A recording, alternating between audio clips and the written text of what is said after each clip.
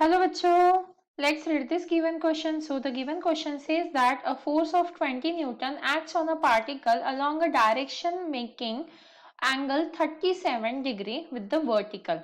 Its component along horizontal direction is, and the given four options are 16 Newton, 12 Newton, 20 Newton and 10 Newton. तो देखिए बच्चों question में हमें बोला गया है कि हमारे पास एक फोर्स है जो 20 न्यूटन है उसकी वैल्यू, पर वो एक वर्टिकल के साथ क्या कर रहा है, along a vertical it is making an angle 37 degree. तो हमें उसका हॉरिजॉन्टल कंपोनेंट फाइंड आउट करना है। तो अब इस क्वेश्चन को सॉल्व करने के लिए हमारा की कंसेप्ट क्या रहेगा? की concept to solve this question is resolution of vectors. Resolution of vectors. अब देखिए बच्चों रिजोल्यूशन ऑफ वेक्टर्स क्या होता है। मान लीजिए हमारे पास कोई एक वेक्टर क्वांटिटी है, जैसे कि यहाँ पे फोर्स दिया है। फोर्स क्या होती है? वेक्टर क्वांटिटी होती है। तो अगर वो एंगल बना रही है, मान लीजिए ये हमारा y एक्सिस है और ये है हमारा x एक्सिस। तो अगर वो एग्जैक्टली y एक्सिस और x एक्सिस के अलोंग एक्ट नहीं कर रहा है और वो कोई एक एंगल के साथ है, मतलब वो पर्टिकुलरली ना ही y एक्सिस के साथ है और ना ही x एक्सिस के अलोंग है, बट वो कुछ एंगल बना रहा है, मान लीजिए थीटा। इन जनरल हम बात करें अभी फिलहाल, तो ये एक एंगल बना रहा है थीटा।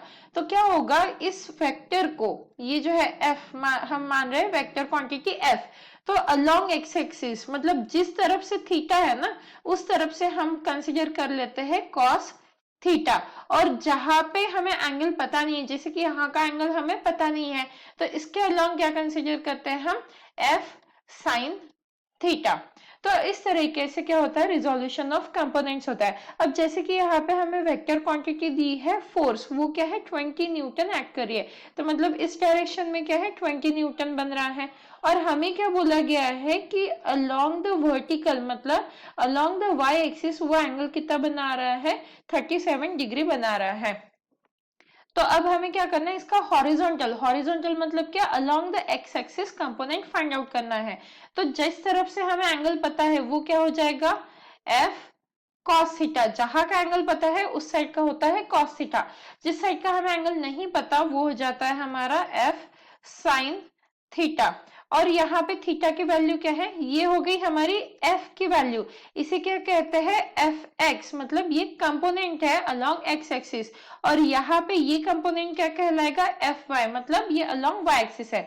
तो हमें क्वेश्चन में बोला गया है अलोंग हॉरिजॉन्टल डायरेक्शन, मतलब हमें एफ एक्स की वैल्यू पूछी है। तो ये क्या हो जाएगा, एफ साइन 37 डिग्री।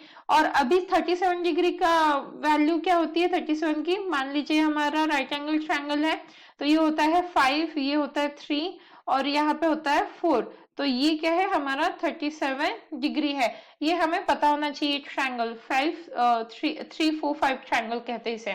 तो साइन की वैल्यू क्या होती है, साइन होता है हमारा अपोजिट बाय हाइपोटेनियस। तो अगर मैं यहाँ पे साइन थीटा की वैल्यू कंसीडर करूं तो होता है अपोजिट बाय हाइपोटेनियस। अब इस एंगल के अपोजिट क्या है 3 और हाइपोटेनियस क्या है 5, तो इसीलिए F X is equal to F की वैल्यू क्या है 20, तो यह जाएगा 20 और साइन 37 के बदले आ जाएगा 3/5। अब 5 से 20 कैंसिल हो गया, मतलब 4 आ गया, तो एफ एक्स की वैल्यू हमारे पास आ गई 4 3 12 न्यूटन। मतलब हमारा कौन सा ऑप्शन सही है, option B. Hence the final answer for the given question is option B, that is 12 Newton.